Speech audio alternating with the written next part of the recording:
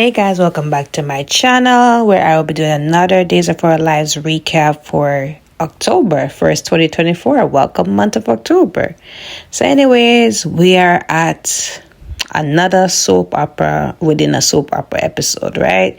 So let's start off with Kayla, and I think this is Seth Burns. I think he's the general director. I don't know what his position is, but he's been around.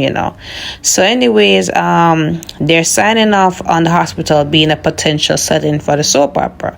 So Seth Burns is saying that, listen, I have a little concerns about the hospital being a potential setting for the soap opera, financial wise, legal wise, I don't see how it would, really be beneficial to us and all that. So Kayla makes her case and all of that. And he finally budges and said, you know what? Okay. It can be used as a set backdrop for the soap opera, but on one condition. Right, so we'll find out the condition when Kate comes over. So let's go back to Johnny, Chanel, and Alex from yesterday, right? So they filled in Johnny that they have to go ahead and shoot the scene. So Johnny's like, I thought that if we're all against it, that this would be cropped out. So Chanel is saying that it would be costly for Leo to dedicate time to rewrite the scripts yet again. And Kate is saying, based on their them arguing with each other, that it provides more chemistry for the characters on scene. So anyways, Alex is saying, how do you feel? I bet you're very uncomfortable. And he's like, listen, I can be professional, I'm the director and all of that, and at the end of the day I have to do what I have to do. So of course Alex starts to gloat about if it was my wife, I would feel a type of way, rubbing my hands on, all that. So, Johnny's saying, listen, I have no time for this. We just got to get this thing shooting and all that. So he's like, I have a suggestion. Why don't we hire a director to, to direct those specific scenes since you're so uncomfortable? So he's like, listen, I am not going to go to Abe and Kate to tell them that I don't want to shoot those scenes.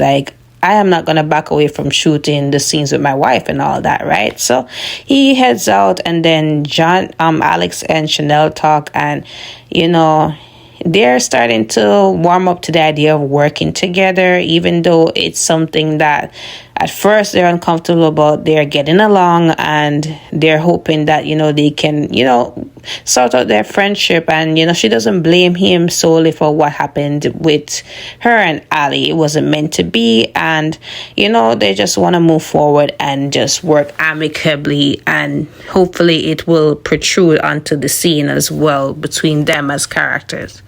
So Kate checks in with Abe on what happens thus far with the scripts and, Bonnie actually being out of the soap opera. So he tells her that, she's supposed to be getting her last scripts as they speak, right? So Kate also fills in Abe on the fact that, Kayla is speaking with Seth about, using the hospital as a backdrop. So she should be getting back to her and all of that, right? So they're just kind of iron out certain kinks in the soap opera. So let's go back to Leo, Bonnie, and Hattie, right? So at this point, Bonnie gets her last script. She knows that she's going to be killed off in the soap opera, and she just can't believe that this is happening. How come they are just, appeasing Hattie's request and all of that just to, boot her out in the process. So, Leo feels bad about it, but it's just something that had to be done.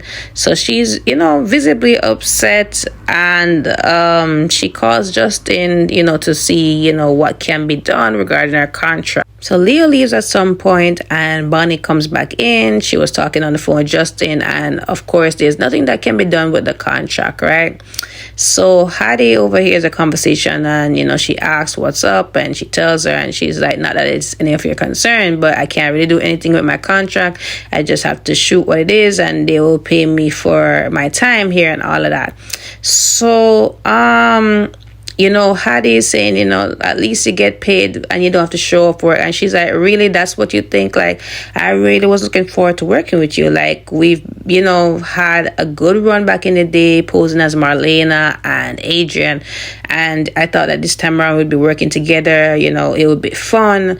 Nobody will get hurt, but I got hurt in the process, right? So that made Hattie feel a little bit guilty, because at first she was telling Leo how she was happy that she doesn't have to work with Bonnie and, get the spotlight to herself, because she believes that she's the star character in the soap opera, right? Then Leo met up with Abe and, filled him in on what happened when he gave Bonnie the script. And he said, it went as well as it could be. There was no bloodshed and all of that, but of course Bonnie feels upset that she's being let go from the whole soap opera thing, right? So anyways, we go to this scene where this is soap opera related, right? So outside of the body and soul thing, there was this normal scene with Stephanie and Jada, right? So she did come in to tell Jada how she, just thanking her for filling her in about Everett, and she's just glad that Everett didn't off himself and it was somebody else that did it, and they found a little bit of closure. So Jada's like, I'm sorry I couldn't be there for you, and she's like, no, it's okay, Alex was there. So she's like, Alex? So she's like, Alex moved across from me, didn't I tell you about this? So she's like, no, you did not, so fill me in.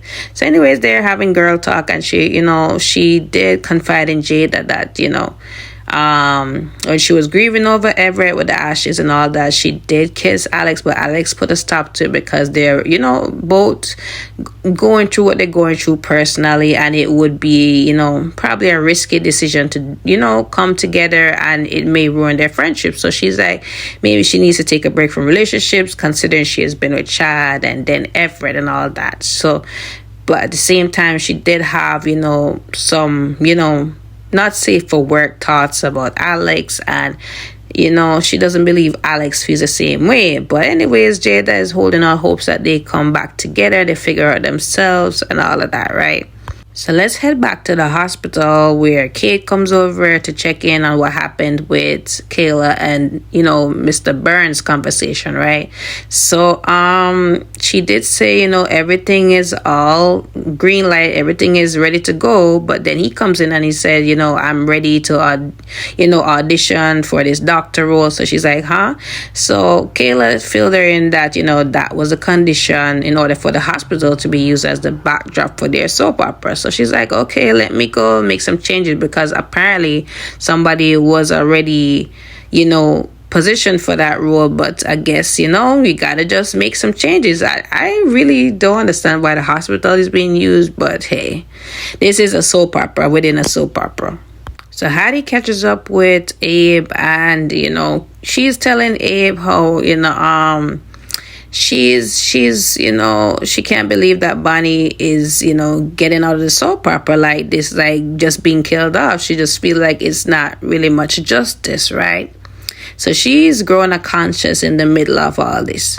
So we're going into production, right? So this is happening at the hospital. Johnny comes in and he sees Bonnie. Bonnie's in her role as Cassandra, because of course she's getting written off, right? So she's in the hospital, in the gown, assuming the position.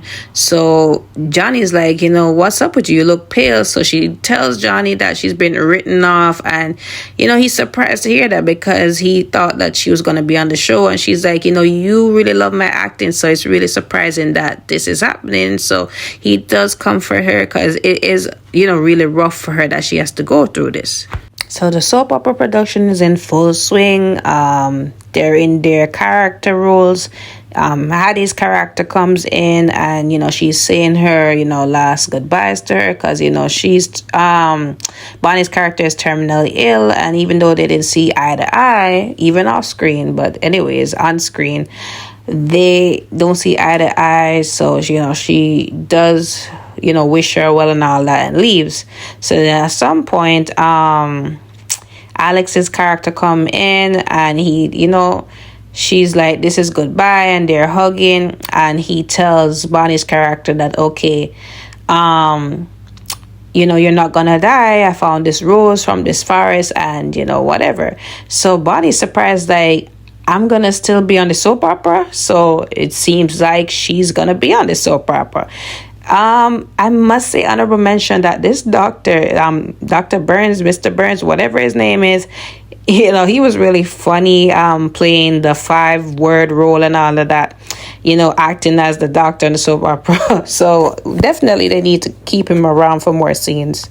So after the scene wrap, Hattie did try to talk to Bonnie, and she said at least they'll give you a good sending off party. That was before Alex came in to shoot his scene, and she's like, yeah. And I mean, it was a really awkward ending of the conversation. So Hattie left. Of course, she's feeling guilty about how it went down with Bonnie.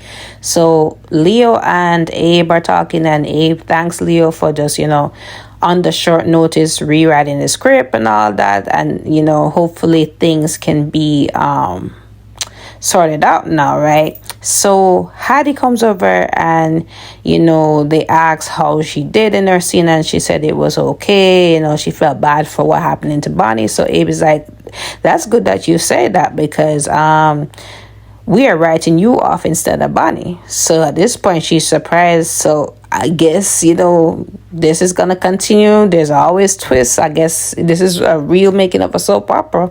Like Kate said, this ain't over. It's just going to keep continuing. There's always going to be something else.